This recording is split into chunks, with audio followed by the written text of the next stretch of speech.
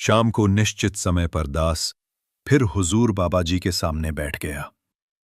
बाबा जी ने मुस्कुराते हुए फरमाना शुरू किया।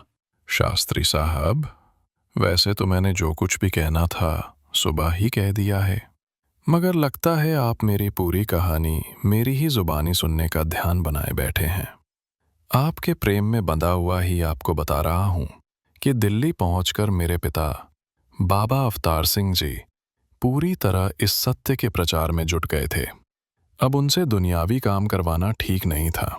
मैं दिल ही दिल में निश्चय कर चुका था कि अब घर की पूरी जिम्मेदारी निभाने में मुझे किसी तरह की कोई कमजोरी नहीं दिखानी चाहिए। उस समय तक पूज्य गोपाल सिंह प्रेमी मुख्य संचालक सेवा दल, पूज्य बाबू महादेव सिंह जी मोरी गेट में मोटर पार्ट्स का काम शुरू कर चुके थे। शहंशाह जी से इजाजत लेकर दास भी उनके साथ काम करने में जुट गया। मेहनत हमेशा फल लाती है। दातार की असीम कृपा से हमारी मेहनत भी रंग लाई। फिर हमें कश्मीरी गेट में एक दुकान मिल गई। हमने वहां काम करना शुरू कर दिया। शास्त्री जी, हमारी मेहनत और सद्व्यवहार की बदौलत धीरे धीरे कारोबार इतना बढ़ गया कि मैं अपने साथियों को साथ लेकर दिल्ली और जालंधर में 2-3 दुकान खोलने में सफल हो गया। मैं ये जरूर कहना चाहता हूं कि मैंने अपने पिता को पिता तो माना ही था, मगर पिता से बढ़कर उनकी सेवा, पूजा और इबादत गुरु रूप में की थी। जालंधर का काम जब चल पड़ा तो इशारा पाकर मैं दिल्ली वापस आ गया। दिल्ली आकर मैं शहंशाह जी का ड्राइवर बनकर उनको स्थान स्थान पर सत्संग ले जाने की ड्यूटी करने लग गया। निरंकारी कोठी में ही एक छोटी सी वर्कशॉप खोल ली, जहां प्रचार में जाने वाली गाड़ियों की मरम्मत करने में भी मैं दिलचस्पी लेने लगा। सत्संग में भाग तो अवश्य लेता था, मगर सत्संग में खड़े होकर बोलने से या आगे बैठने से मैं हमेशा ही झिझकता रहा। पीछे ही जोड़ों जहां जूते रखने की व्यवस्था होती है में बैठकर महापुरुषों के साथ सत्संग का आनंद लेता था और वहीं से उठकर अपनी सेवा में जुट जाता था। एक दिन शहंशाह जी ने विशाल सत्संग में मुझे अपना आसन संभालने का आदेश दिया। शास्त्री जी, आप अच्छी तरह समझ सकते हो कि उस समय मेरी हालत क्या हुई होगी। मुझे कुछ समझ नहीं आ रहा था।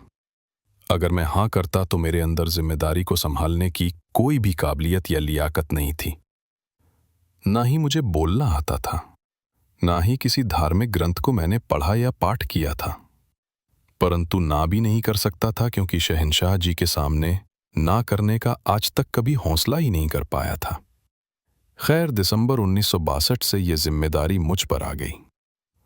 मेरा सौभाग्य ये रहा कि इसके बाद भी लगभग 6 से 7 वर्ष मुझे शहंशाह जी का आशीर्वाद निरंतर मिलता रहा। इस प्रकार उनकी सेवा करते करते उनकी सरपरस्ती में धीरे धीरे मैं इस जिम्मेदारी को निभाने में मन लगाकर जुट गया। शहंशाह जी के आशीर्वाद, संगतों के सहयोग और निरंकार प्रभु की इच्छा ने मुझे ये जिम्मेदारी संभालने लायक बना दिया। मैं भी हर संभव कोशिश करता रहा कि अपने जिम्मेदारी को लगन, ईमानदारी से निभा सकूं। इससे भी बढ़कर निरंकार जिस घट से जो भी काम लेना चाहे ले लेता है, ऐसा ही मेरे साथ हुआ। बाबा जी ये वचन उच्चारण कर रहे थे कि दास के हृदय में ख्याल आया कि इतिहास गवाह है कि जिन्हें भी गुरुगद्दी मिली, उन्होंने गुरसिख ही रूप में सपने में भी कभी इसकी इच्छा नहीं की थी। उठते उठते हुजूर ने फरमाया, संतों की संगत, उनका परामर्श और आशीर्वाद आदमी को ऊंचाइयों की तरफ ले जाने में मददगार होते हैं, मगर ये सच्चे सुच्चे लोग निराकार प्रभु की कृपा से ही मिलते हैं।